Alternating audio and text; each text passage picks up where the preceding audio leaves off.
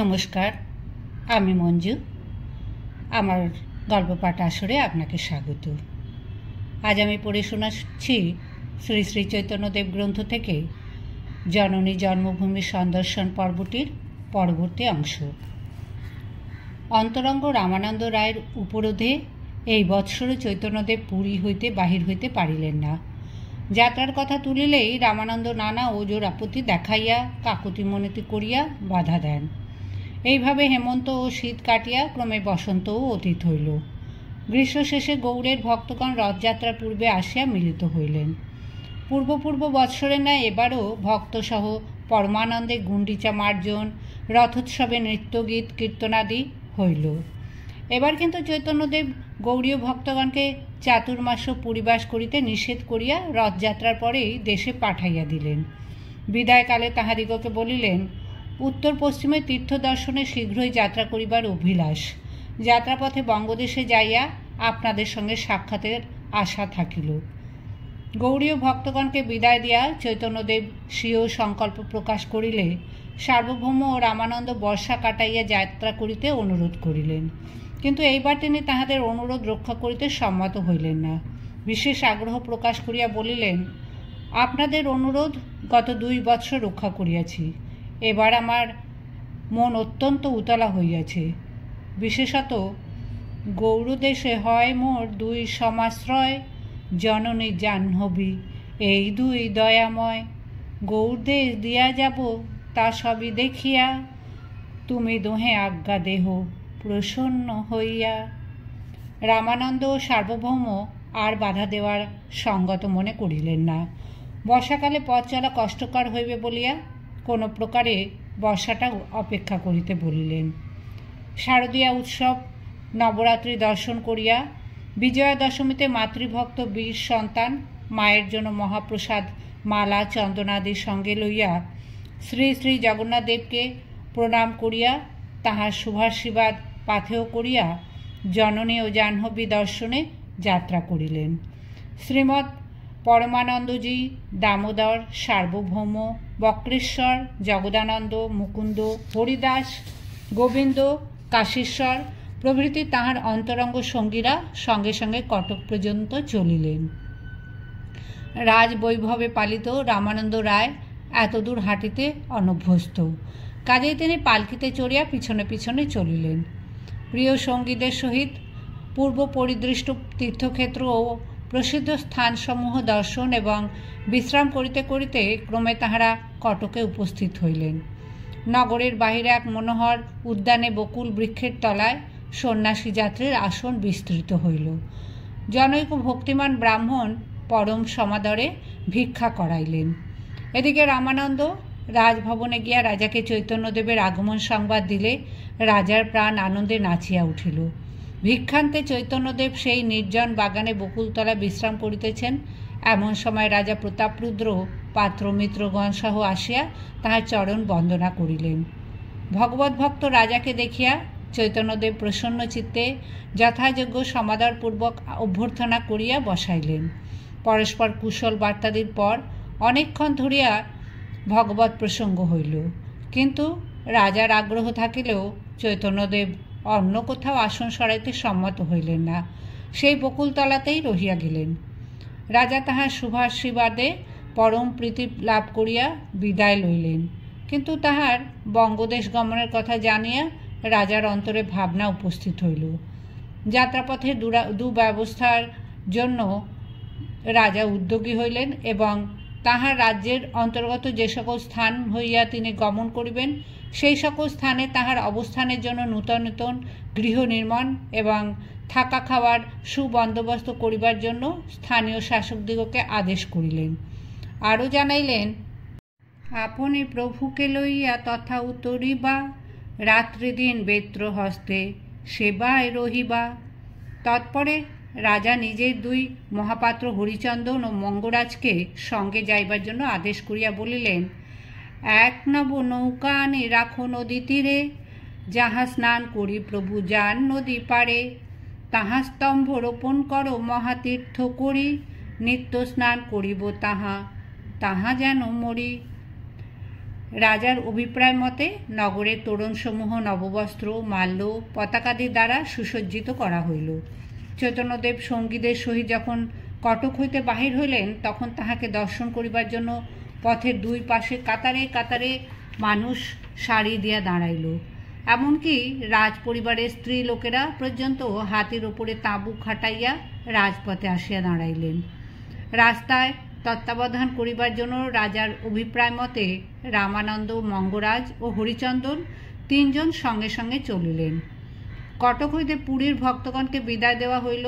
মুকুন্দ, গোবিন্দ, বক্রেশ্বর প্রভৃতি কয়েকজন তাহার সঙ্গে সঙ্গে বঙ্গদেশ পর্যন্ত যাইবার অনুমতি পাইলেন।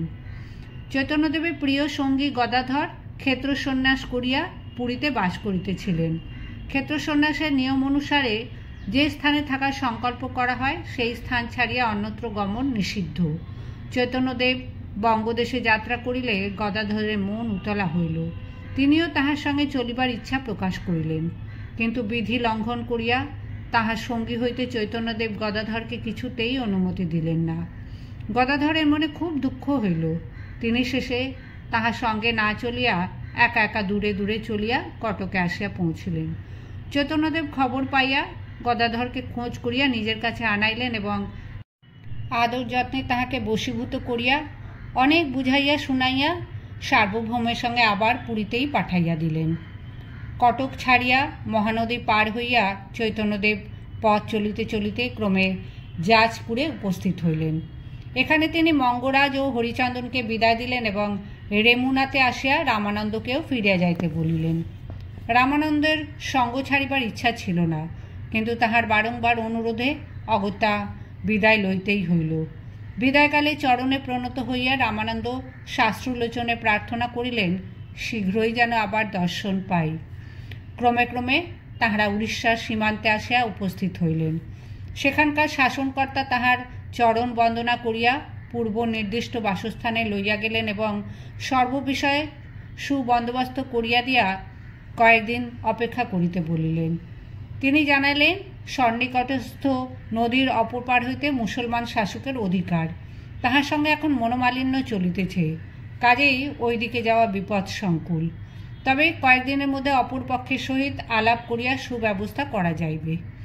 ভক্তিমান রাজকর্মচারীর আগ্রহে সেই স্থানে কয়েকদিন অপেক্ষা করা সাব্যস্ত হইল।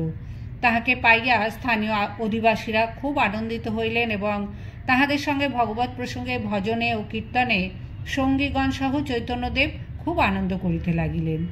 তাহার কথা চারিদিকে প্রচারিত হওয়ায় দলে দলে লোক আসিতে লাগিল এবং সেখানে নিত্য মহোৎসব আরম্ভ হইল। বিপক্ষ মুসলমান শাসনকর্তার এক হিন্দু গুপ্তচর তখন সেখানে থাকিত। চরের নিকট তাহার মনিব এই অদ্ভুত সন্ন্যাসীর আগমন ও তাহার অলৌকিক ভাবভক্তির খবর পাইলেন। মুসলমান হইলেও সেই রাজকর্মচারীর অন্তরে হিন্দু ধর্ম ও সাধু সন্ন্যাসীর ওপর শ্রদ্ধাভক্তি ছিল এবং স্বয়ং ঈশ্বর প্রেমিক ছিলেন। চৈতন্যদেবের খবর পাইয়া তাহাকে দেখিবার জন্য তাহার এত আগ্রহ হইল যে তিনি উড়িষ্যার রাজপ্রতিনিধির নিকট দূত পাঠাইয়া স্বীয় অভিপ্রায় জানাইলেন। উড়িষ্যার রাজপ্রতিনিধি চৈতন্যদেবের সঙ্গে এই সম্বন্ধে পরামর্শ করিয়া দূতের নিকট বলিয়া দিলেন, যদি তিনি নিরস্ত্র হইয়া ৫-৭ জন মাত্র অনুচর সহ আসেন তবে কোনো আপত্তি নাই।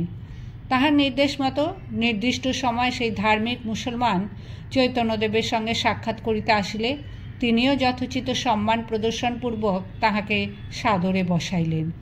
উভয়ে অনেকক্ষণ ধর্ম প্রসঙ্গে ভগবত তত্ত্ব সম্বন্ধে আলাপ আলোচনা হইল। চৈতন্যদেবের মুখে উদার ভাব ও ধর্মের জটিল তত্ত্বসমূহের সহজ সরল মীমাংসা শুনিয়া তাহার মন অতিশয় প্রসন্ন হইল। পরে সংকীর্তনে ভগবত প্রেমের উচ্চ বিকাশ দেখিয়া তিনি অতিশয় চমৎকৃত হইলেন এবং ভক্তিতে পুনঃ পুনঃ অভিবাদন করিয়া হৃদয়ের কৃতজ্ঞতা জানাইলেন। উভয় পক্ষের মধ্যে খুব হৃদ্যতা জন্মিল।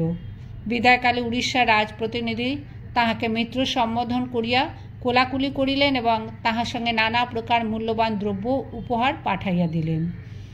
কথা প্রসঙ্গে চৈতন্যদেবের বঙ্গদেশে গমনের ইচ্ছা ও প্রতিবন্ধকের বিষয় শুনিয়া তিনি বলিয়া গেলেন, স্বীয় সৈন্যসহ নৌকাযোগে যাত্রীগণকে স্বয়ং পার করিয়া দিবেন এবং এজন্য কোনো ভাবনা নাই।